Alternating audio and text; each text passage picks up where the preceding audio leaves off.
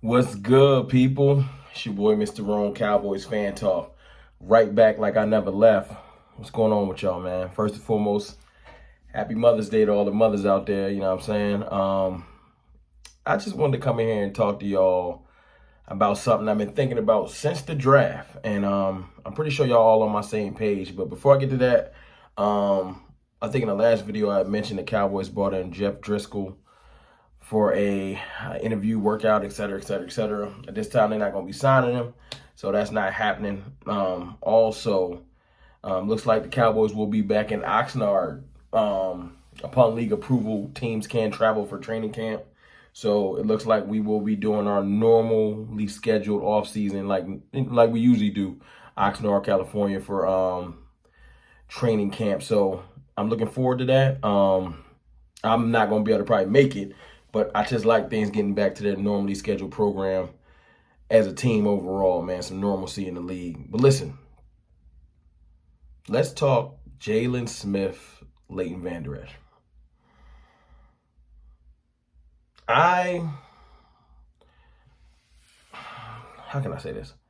I would be comfortable moving on from one, if not both of them. And I know that's a bold statement because none of those rookies we drafted have played yet.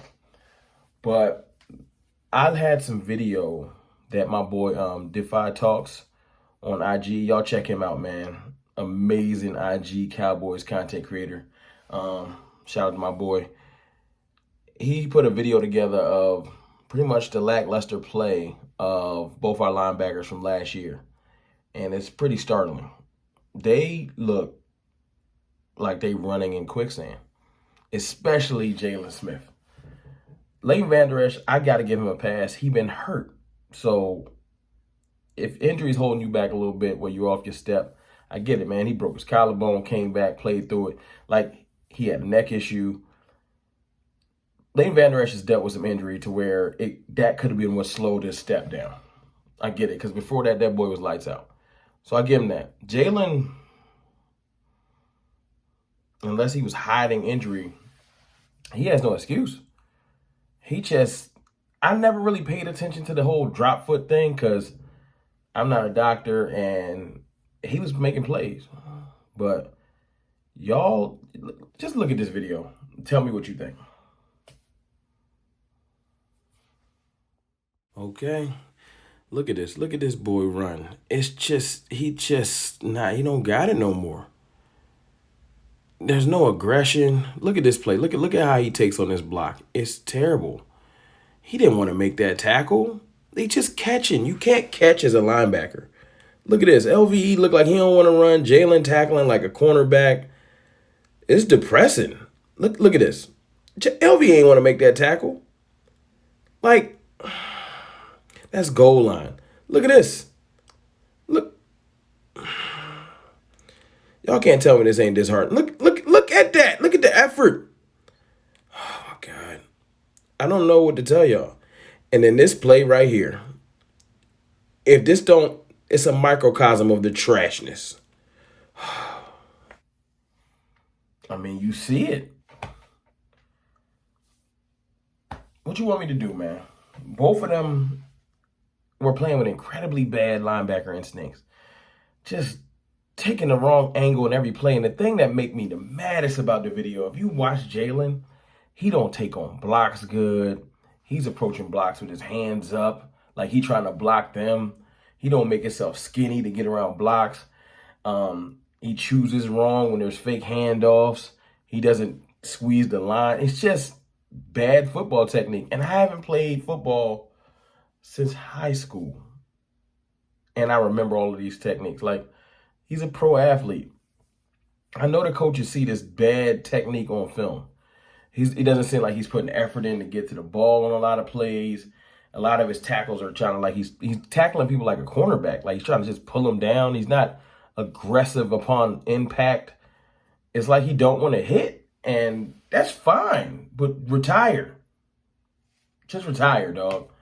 Like, I know people want to defend Jaylon and say he had one bad year, man. I get it. But if I was looking at the tape and it was just like bad decisions, but when he did make tackles, there was aggression. You're a linebacker. You got to bring the pain when you playing.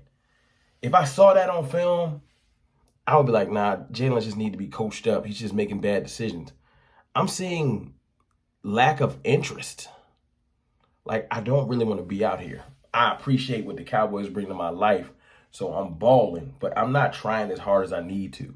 And you can see it in the after game interviews. Like, he just never seemed to be too upset, you know, life goes on type mentality. Like, he never just seemed, he always smiling, he's swiping. Like, that's the thing that bugged me out the most. Every time a bad play happened, he tackled somebody 15 yards down the field, he tackled somebody and a flag is thrown, he's swiping. Like, I just don't get it. Like, we're getting our ass beat and you swiping, talking about it's a personal thing. My celebration has nothing to do with the team. Yo, you got to read the room. Keep your personal celebrations to yourself. Celebrate in your mind. But it wasn't nothing to celebrate. The fact that he got over 100 tackles last year, whoop-de-doo. Like, it don't. Listen, it ain't nothing, like I said before in a video previously, it ain't nothing that will light a fire into somebody like somebody getting drafted in your position. The Cowboys, whether they want to admit it or not, sent a message. Whether Jaylon wants to acknowledge it or not, a message has been sent.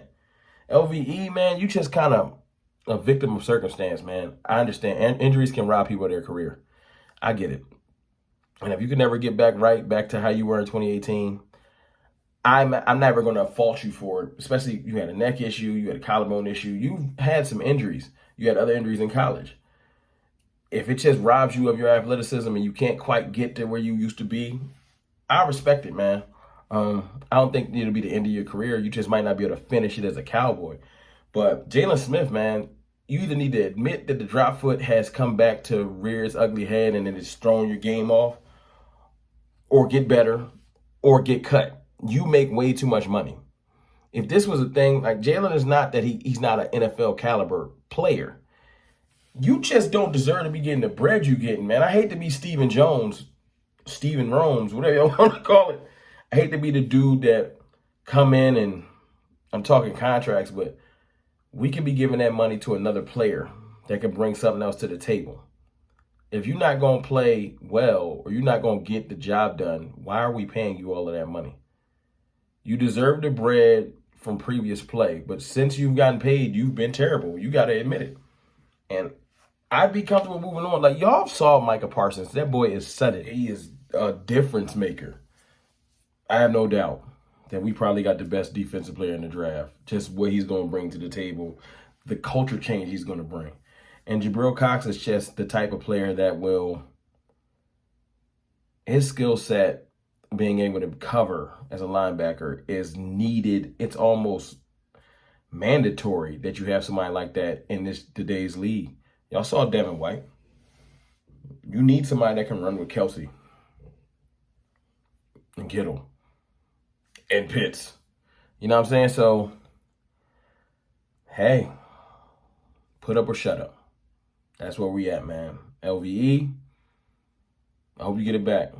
Jaylon, what you want me to do? Do better? Or you gonna be on another team? Hey, man, it's your boy, Mr. Rome. Y'all tell me what y'all think in the comments, how y'all feel about if we actually moved on from the linebackers that we have had and we go full steam ahead with Cox, Parsons, and Neal. Y'all let me know. I know, it's a new day in Dallas, right? Ain't nobody playing with y'all. Look, like I said, it's your boy, Mr. Rome. I'll holler.